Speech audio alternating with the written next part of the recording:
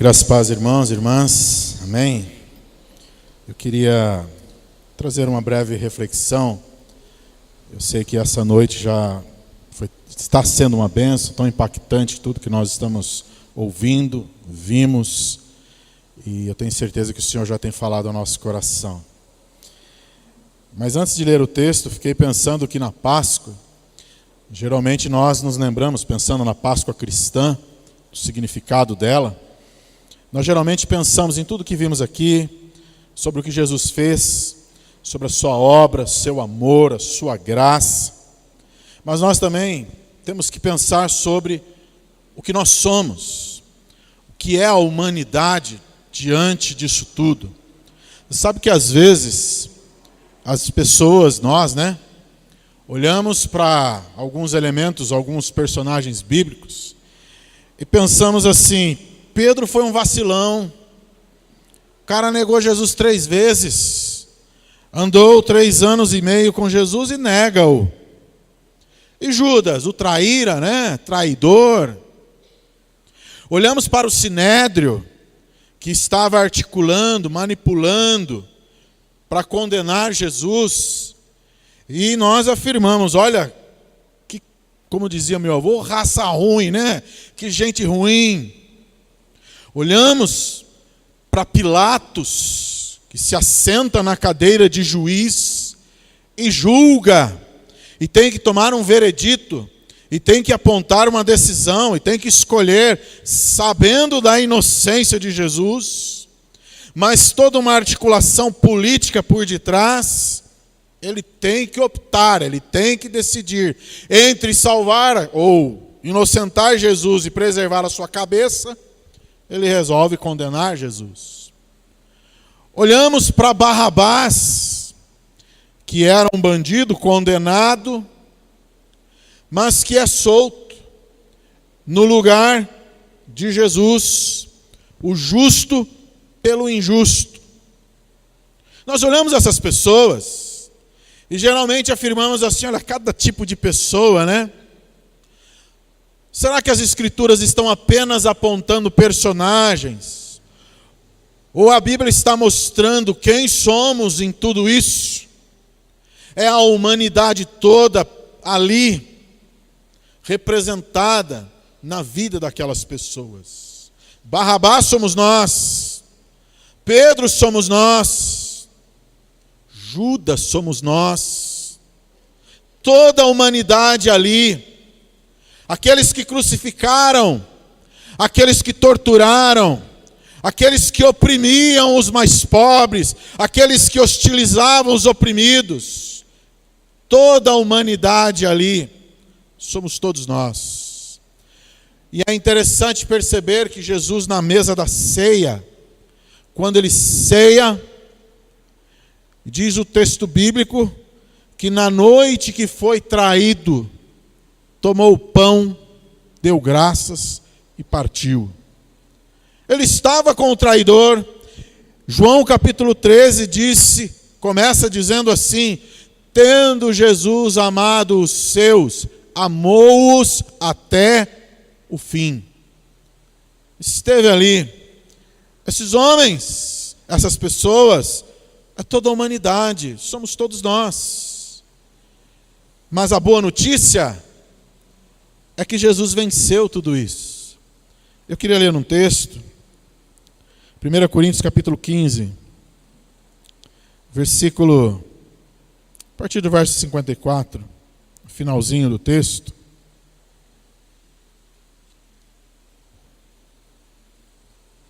Primeiro aos Coríntios capítulo 15, a partir do verso 54. As palavras de Paulo diz assim: quando, porém, o que é corruptível se revestir de incorruptibilidade, e o que é mortal de imortalidade, então se cumprirá a palavra que está escrita: a morte foi destruída pela vitória. Onde está, ó morte, a sua vitória? Onde está, ó morte, o seu aguilhão? O aguilhão da morte é o pecado, e a força do pecado é a lei. Mas graças a Deus que nos dá a vitória por meio de nosso Senhor Jesus Cristo.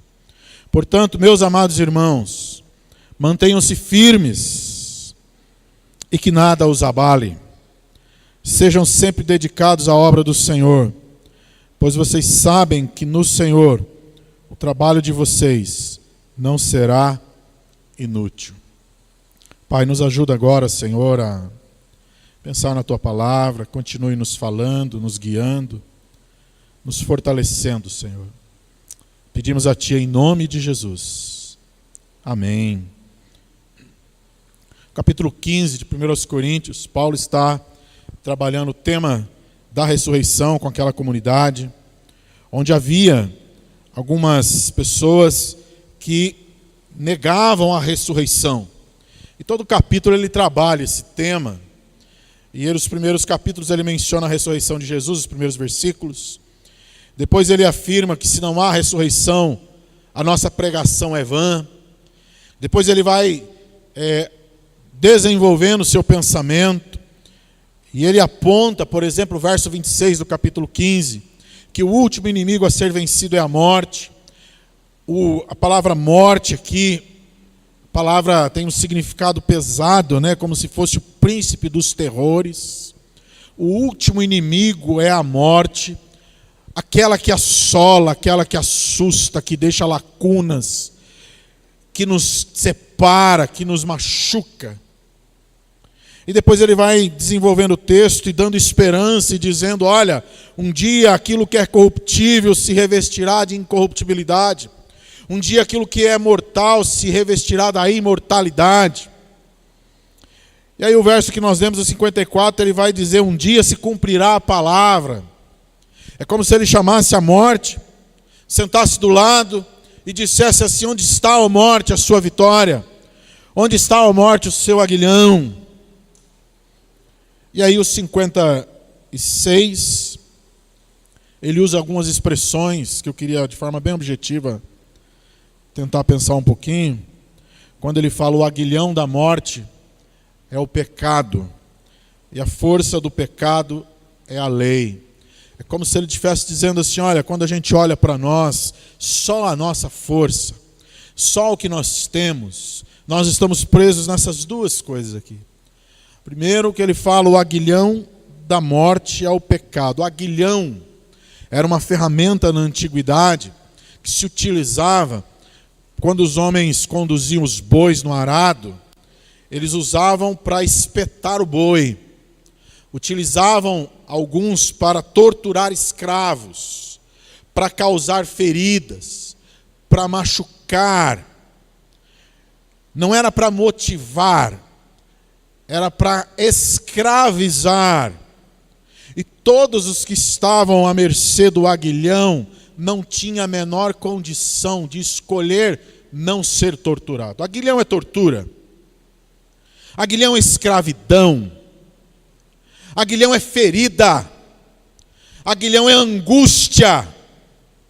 Aguilhão é o medo. O aguilhão é tudo aquilo que desumaniza. E ele está dizendo assim, o aguilhão da morte é o pecado, o instrumento da morte. Sabe que às vezes nós achamos que o pecado é só um ato moral. Quem mata, quem rouba, quem engana, quem mente. Essas atitudes são pecaminosas, sim. Mas a palavra pecado aqui não está se referindo aos atos, mas é o que é a condição humana, aquilo que está dentro das pessoas. Aquilo que é o ser humano longe de Deus. Ele está dizendo, o aguilhão da morte é o pecado. O ser humano vai morrendo aos poucos. Ou ele está morto, ele é torturado, ele sozinho não consegue se livrar disso. Por isso capítulo 3 de Romanos, verso 23, ele diz assim, todos pecaram e destituídos estão da glória de Deus.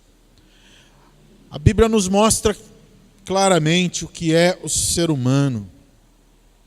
Mas ele diz assim também, que a força do pecado é a lei. A lei só mostra o erro. A lei só mostra o pecado. Ela só condena. Ela só aponta o que está errado. Ela só diz e fala da doença. Ela só mostra que as pessoas são, mas ela não restaura ninguém. Por isso que ele diz, a força do pecado é a lei. Ela só culpa. Ela só traz condenação. Ela só mostra pecado. Ela só mostra o que nós temos de erro. Ela só mostra o que é o pecado, mas ela não resolve o problema de ninguém. E aí, diante dessas condições, de um aguilhão que tortura, e de uma lei que culpa, para onde correr? O que fazer? Como diz o poeta, e agora, quem poderá nos defender, né? O que fazer? Nós não temos para onde correr. Estamos condenados, perdidos. O vazio do coração, da nossa existência, vai continuar. A culpa de não conseguir o que eu queria ser, vai sempre me torturar. A pessoa que eu idealizo ser, que eu não consigo. Mas ainda bem que o texto não termina aí. Aí ele diz o verso 57, mas graças a Deus, que nos dá a vitória por nosso Senhor Jesus Cristo. Graças a Deus que Jesus venceu a morte. Graças a Deus que Ele se entregou por nós. Graças a Deus que o amor venceu, queridos. Por isso que o perdão venceu, o amor venceu. A ressurreição não é só um fato físico que Jesus ressuscita, e louvado seja Deus por isso, mas Ele está dizendo, olha, a humanidade tem jeito sim, porque eu venci. Ele diz, graças a Deus por nosso Senhor Jesus Cristo, que nos dá a vitória. Por isso tem o perdão, por isso tem a nova vida, por isso que não são os nossos esforços somente, mas é a graça do Senhor sobre nós. E por último ele traz um incentivo àqueles irmãos, né? Aí ele diz assim, portanto, meus amados irmãos, mantenham-se firmes e que nada os abale. As traduções mais antigas dizem, portanto, meus amados irmãos, mantenham-se firmes, sempre abundantes ou constantes, continuem, não desistam, mantenham-se firmes e que nada os abale. Não é porque nós merecemos, não é porque nós somos gente boa, não é porque nós, em nós mesmos, temos alguma coisa que agrade a Deus, mas é porque em Jesus Cristo nós temos a vitória, porque Ele venceu, porque Ele nos deu a nova vida. Portanto, quando a gente olha para a gente e fala, meu Deus, esse mundo está perdido, é mais ou menos como a gente pensa no nosso país muitas vezes. A gente quer lei para tudo, né? Lei para isso, lei para aquilo. As leis ajudam, mas não resolvem o problema. A gente acha que o problema do mal só está nos presídios, só está nas milícias, nas facções, no tráfico. Às vezes o mal está nas famílias. O problema do mal está nos guetos das cidades, mas também muitas vezes está nas instituições de poder. E até mesmo nas instituições religiosas, porque o mal está no nosso meio. Por isso, queridos, Paulo é bem enfático em dizer, olha, graças a Deus por Jesus Cristo, que nos dá a vitória. Inclusive diante da morte, inclusive diante daquilo que parece o fim de todas as coisas. Como a morte nos machuca, né? Hoje eu estive num velório, o pastor Nilson esteve comigo, e mais um pastor aqui da cidade, o Jader, e nós estivemos na primeira igreja batista de Mairinque, um jovem, 31 anos, um ciclista, né, que morreu essa semana, aqui na Castelo. E como isso mexe com a gente, né? Nós no culto ali, nós estava pensando o tempo todo sobre isso. Mas ao mesmo tempo, como é importante ter esperança. A esperança da ressurreição, a esperança de que Jesus venceu a morte. Como a morte nos afronta. Hoje, exatamente hoje, no Sri Lanka, irmãos estavam celebrando a Páscoa e sofreram atentados à bomba. Morreram 200 pessoas, mais ou menos. 200 pessoas. Porque estavam celebrando a Páscoa. A morte é um tapa na nossa cara. A morte nos mostra a nossa fragilidade. Como um texto de Luiz Felipe Pondé que diz que o homem, a mulher dos nossos dias vive como se não fosse morrer. A gente se esquece que vai morrer, né? Você tem projetos aí que parece que você tem que ter umas 4, 5 vidas para viver. E a nossa agenda é tão gritante que a gente não vive nada disso. Mas nós vamos morrer. Nós passamos. O aguilhão da morte é o pecado. A força do pecado é a lei. Mas graças a Deus por nosso Senhor Jesus Cristo que nos dá a vitória. Portanto, meus amados irmãos, mantenham-se firmes e que nada os abale. Tem muita coisa que nos abala. Muita coisa. Muita injustiça. Muito ressentimento. Mas ele está falando isso para a gente olhar para Jesus. Porque se a gente olhar para o pecado, nós vamos ser torturados pela lei. Se nós ficarmos vagando com esse coração endurecido, o aguilhão da morte é o pecado.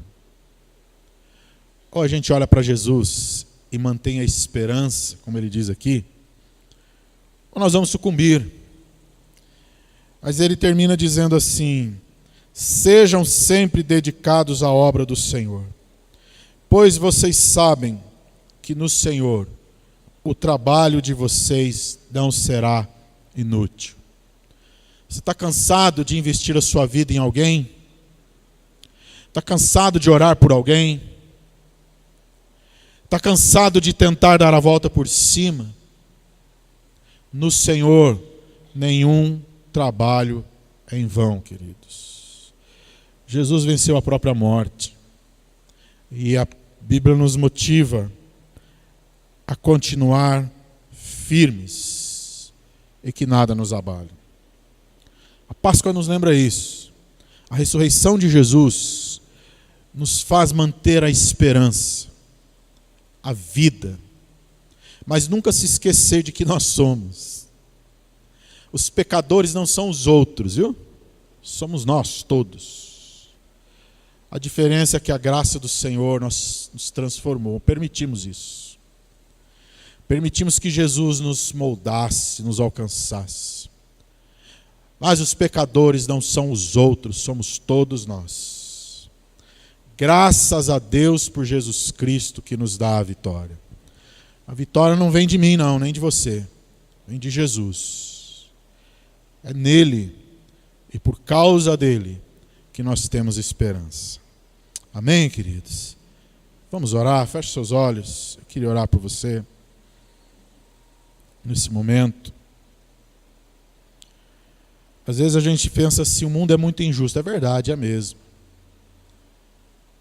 Mas foi esse mundo que Jesus amou, que se doou, que foi torturado, humilhado, mas que não desistiu, que morreu e ressuscitou, que está vivo e que um dia prometeu nos levar. Ele continua nos amando, mas continua amando a humanidade. Continua amando esse mundo perdido. E a esperança da ressurreição ainda é real e viva, queridos. Está desanimado, está triste? Lembra disso. Graças a Deus por nosso Senhor Jesus Cristo, que nos dá a vitória. Ele já venceu, nos deu a vitória. Mas também se lembre que todos nós somos alvo da graça do Senhor. Eu queria orar por você nesse momento, por todos nós, né? Agradecer ao Senhor por tamanho amor, pela dádiva maravilhosa que Ele nos deu. Em Cristo nós somos nova criatura. E eu queria orar, se você quiser orar comigo, quiser ficar de pé, fique de pé nesse momento. Nós vamos orar ao Senhor, agradecendo a Deus por isso.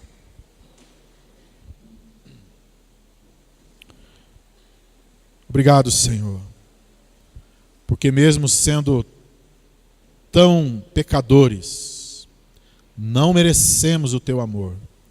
O Senhor escolheu nos